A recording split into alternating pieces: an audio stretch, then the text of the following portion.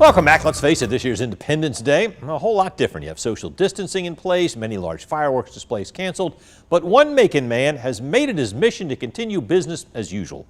Kayla Solomon checked in with Kyle Shoemaker to find out how he plans to celebrate July 4th in a big way.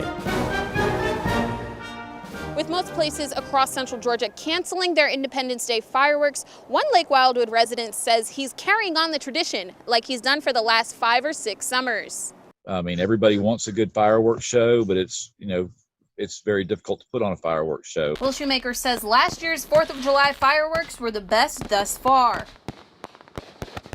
but he's looking to only make it better.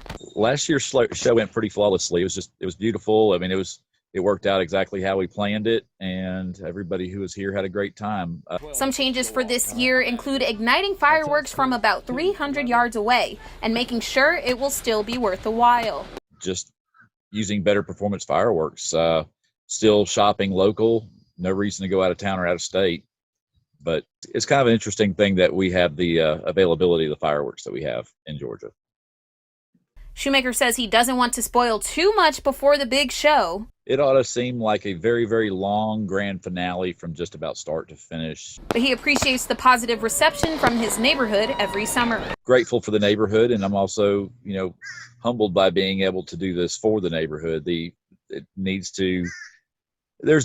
just trying to fill a need. Shoemaker says he suspects the fireworks will last about 40 minutes and it'll start after dark on Saturday night. In Macon, Kayla Solomon, 13 WMAZ News. Yeah, Will Shoemaker adds that he hopes people will stick to the social distancing rules and, of course, enjoy the show. Oh, Will going all out. That's neat stuff.